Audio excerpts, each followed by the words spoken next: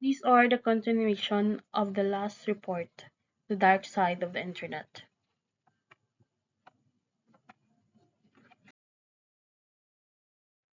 Some internet addiction facts: 34% check their smartphone before getting out of bed. 21% wake up in the middle of the night to check Facebook. 27% check Facebook while on the toilet. When asked to people what they will give up so as to not lose internet, 77% people states chocolate, 73% people stated alcohol, 21% people stated sex. These are the types of online addiction. Games include excessive amount of time playing online games and gambling. These are the type of addiction that is very rampant nowadays, especially with the younger generation. As the technology improved, there are also great games that sprouted nga hindi mo balan kung din halin. Meron itong mga for example, tong Mobile Legend and Aurora game na ginagamit nga para maging nga mga ang iba nga users kay ginagamit nila para makakwarta or makano nga amo to nahimo na sila nga masulod sila sa addiction. Cybersexual and cyber relationship include obsession with online dating, watching pornography, and cybersex. So a lot of people for today's as the technology improve kag ara to sa 2024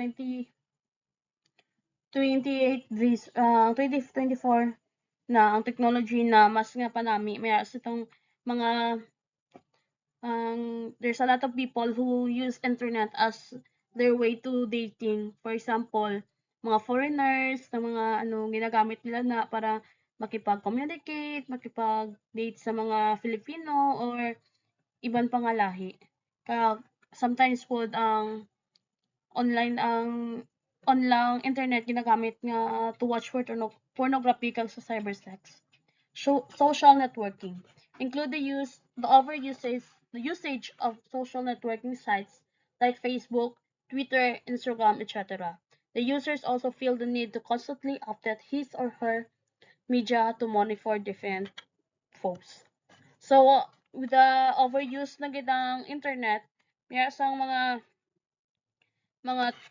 there's a lot of people who use internet nga to communicate and to nang na-overuse na gid ang Facebook amo na nga nahulog niya sa online addiction kay there's a lot of people who use Facebook daw every minuto na lang gagamit sa mga cellphone to para lang magganto ka video sa Facebook or even sa Twitter, mangita ka chismis kag sa Instagram.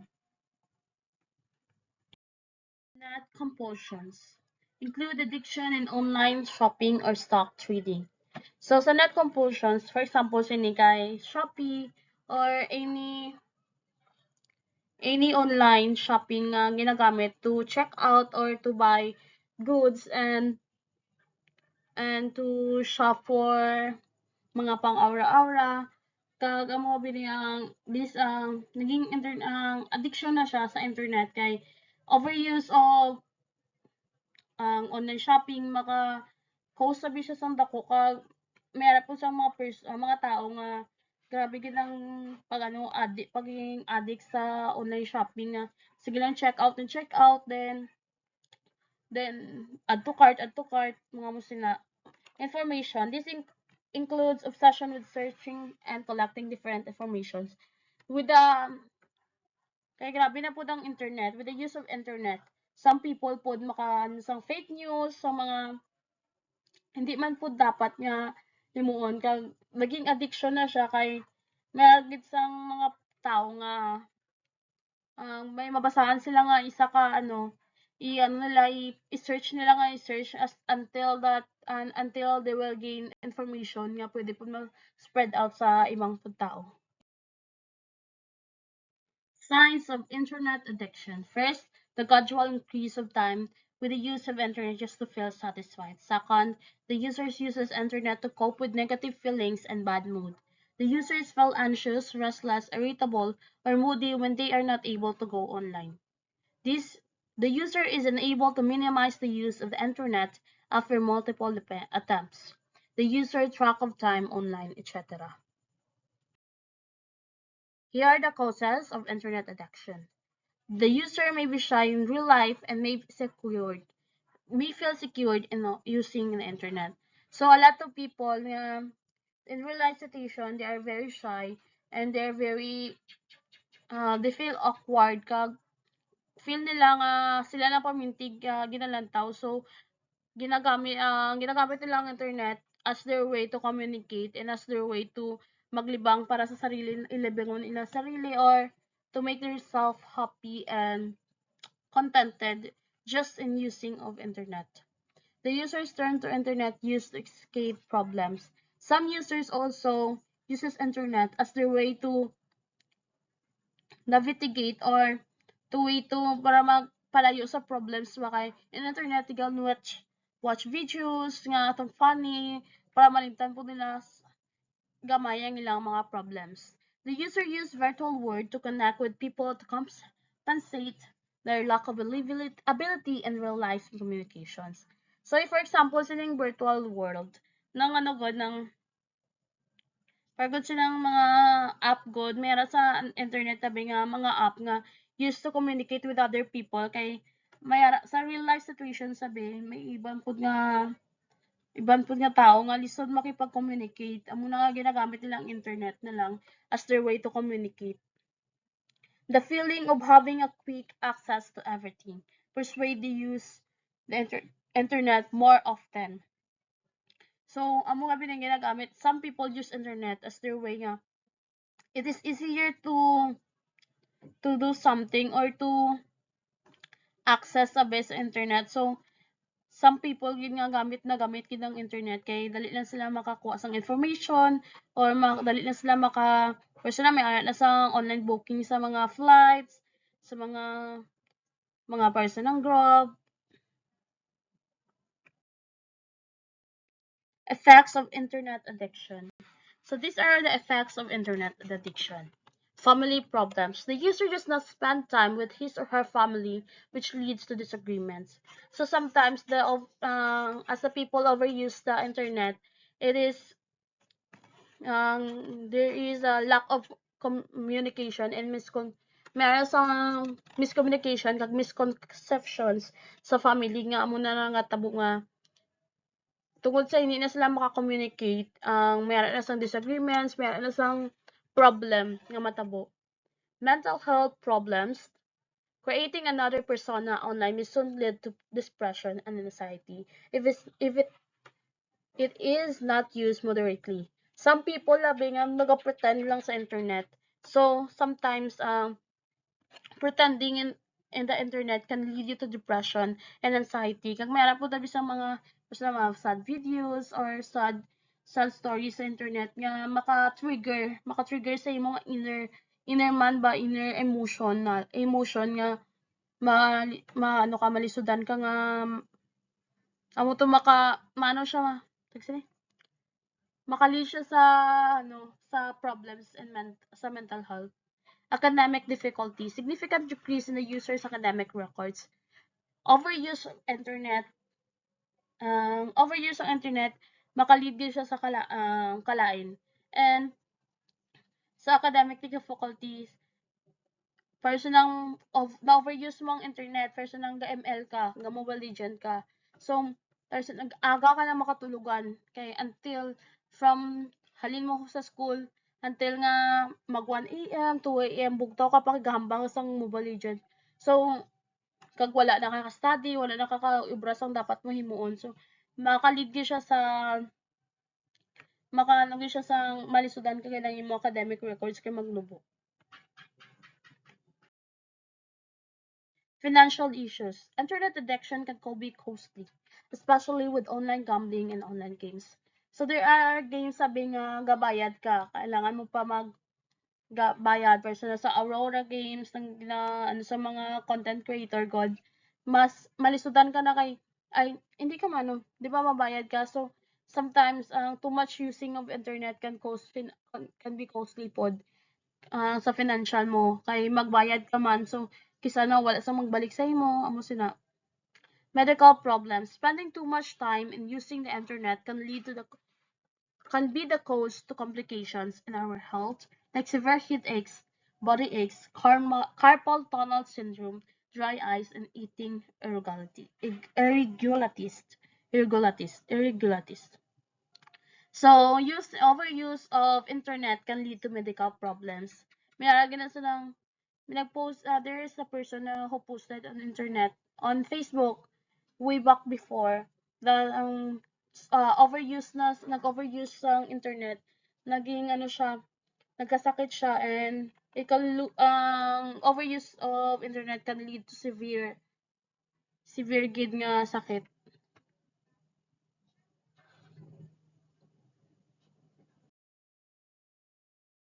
This lead the users to neglect office works, which may lead to losing the user's job. So overuse of internet can be overuse ang internet, pwede siya nga matabo nga malose mong isa ka bagay sa imong life. So personally na you lose your work, your job. So ang paggamit niya sa internet, because of internet addiction, hindi siya nami. Unhealthy sleeping habits. Internet addiction makes the user lost track of the time due to long durations or overuse of internet. So, overusing sa internet, kandig siya nga, sometimes hindi na makatulog, mabutan ka lang sang aga, gagamit ka sang internet, which makalid siya sa internet addiction can lead to unhealthy sleeping habits gid. Socially awkward. Frequent use of the internet takes away the time that can be used to socialize and explore the world. So, if you are a person who uses the internet more often than to socially, to so, than to socialize, sometimes maging awkward ka na food, and then you feel introvert sa mga gathering, sa mga huddle. So these are the two ways to treat internet addiction. Self-help, which can be used if a person thinks that the problem is not a serious threat. Yet, if the user thinks that he or she can still handle and correct themselves on their own. So, self-help. For example, mag-fasting ka na sa technology, hindi ka na magamit sa internet for may ara kang isang time nga para lang sa internet, kag may ara kang pud time nga para pud sa makipag-socialize ka. In that way, you can treat your internet addiction. Professional treatment. This involves a licensed psychologist or a counselor who can help the users controlling their use of the internet. So sometimes overusing of internet can lead to professional na mangita ka na sa professional, kay sometimes there's a person who cannot take away or who cannot give up using of internet. So they need professional treatment talaga to cure their addiction. And that will be all. Thank you, everyone. I am Christine Dolana, your reporter.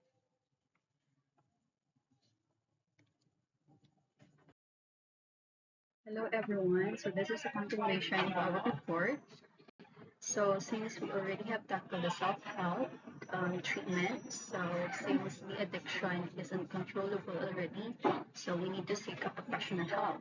So professional treatment, it is therapies for internet addiction. It has been available in the internet since it is becoming very rampant today.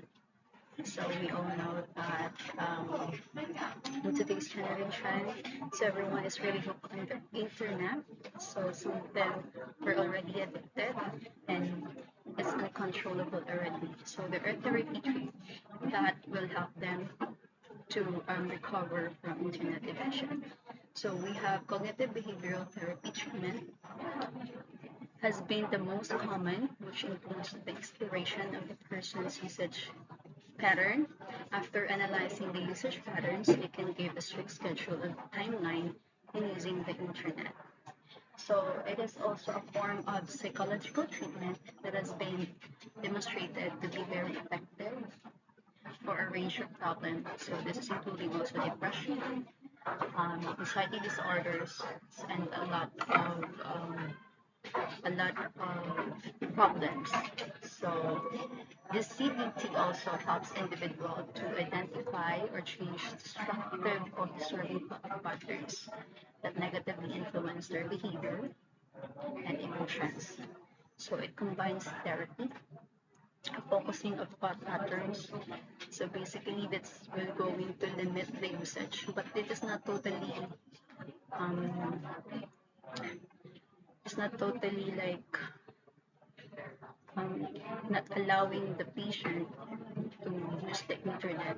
However, limit only the usage of internet. So, say for example, as a parents, when you have a child, you have limit their screen time for only like 2 hours. So this is also a cognitive behavior therapy treatment. Next is the residential inpatient internet addiction disorders. So this is like a facility wherein they can go into where they will be admitted if it is already uncontrollable, say excessive use of the internet. And there are professionals that could help them, like nurses and doctors, that will supervise and guide them. So they will be put into a facility and until that they can recover from the internet addiction. So let's go to the next slide. The state which a person feels like the ability in socializing, the, in socializing. So lack of ability in socializing. So the person also feels like he or she does not belong or feels in creating relationship with others. People who is socially isolated involuntarily prevent contact and socialization between individuals and the society. So that's basically the person. So it is we can also relate it to internet addiction somehow because when the person is really indulged or involved into cyber growth, they tend to isolate themselves from the person because they don't know how to communicate in the real life or in face to face. So that's why they tend to like be alone or they prevent contact with other people. So basically also the social isolation also um, can be treated as well. So with the treatment that was mentioned earlier. And next we have emotional isolation. So it is the state of unable and unwilling to share emotions with anyone, of course due to social isolation and isolated emotionally because of social network. So it is some people are emotionally isolated, but it is not totally that they are also socially isolated as well because somehow there are people that they have friends, so they have like a circle, but somehow they keep their emotions with them. So there's a lot of factor as well and why they tend to be reserved when it comes to their emotions. A feeling of loneliness means longing for social contact, but it is not actually part or we can say it emotional isolation because it is only for like a specific period of time. Unlike the emotional isolation that you will, there is a tendency that you can feel that for a long period of time.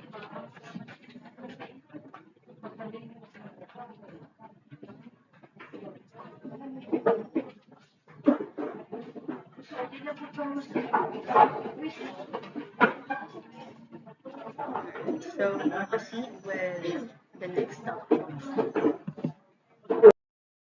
Selective exposure and political polarization. Selective exposure theory, it is a tendency of a person within mass media to avoid stumbling upon information that opposes their current opinion and to search for information that can strengthen and prove their view. It is a human nature for us not to want our enemies' opinions and beliefs to be contradicted. A human emotion plays a big part in this. It is not a requirement to change your opinion when you read the contradicting information, but it is the best to at least recognize it. So this is selective exposure theory means that you have an opposing opinion to whatever you have read or beliefs. So it is not, as well as I mentioned earlier, it is not a requirement to change whatever beliefs you have.